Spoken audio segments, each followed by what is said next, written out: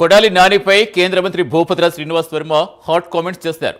పరోక్షంగా నానిపై విమర్శలు చేశారు. నర్సాపూర్లో వందే భారత్ ప్రారంభోత్సవం సందర్భంగా కీలక వ్యాఖ్యలు చేశారు.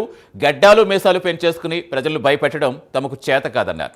అమ్మ, తల్లి, చెల్లి, కూతురు తేడా లేకుండా బూతులు తిట్టడం చేత కాదన్నారు. కూటమి ప్రభుత్వం ప్రజల కోసమే పనిచేస్తుందన్నారు. ప్రజాప్రతినిధులుగా గెలిపించి నియోజకవర్గాన్ని అభివృద్ధి చేయమంటే నీచ రాజకీయాలు చేసి ప్రజా ప్రయోజనాలు గాలి కొదిలేసి నీచ రాజకీయం చేత కాదన్నారు. పెంచి ప్రజలను భయపెట్టడం మాకు చేత కాదు. అమ్మ, చెల్లి, తల్లి, కూతురు తేడా లేకుండా అమ్మనా బూతులు తిట్టడం మాకు అసలు చేత కాదు.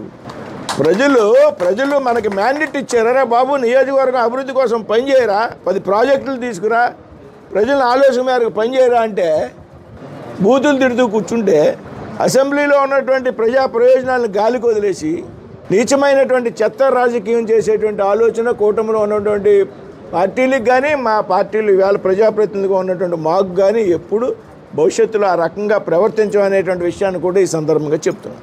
పెంచి ప్రజలను భయపెట్టడం మాకు చేత కాదు. అమ్మ, చెల్లి, తల్లి, కూతురు తేడా లేకుండా అమ్మనా బూతులు తిట్టడం మాకు అసలు చేత కాదు. ప్రజలు మనకి మ్యాండేట్ ఇచ్చారా బాబు, నియోజకవర్గం అభివృద్ధి కోసం పనిచేయరా, 10 ప్రాజెక్టులు తీసుకురా.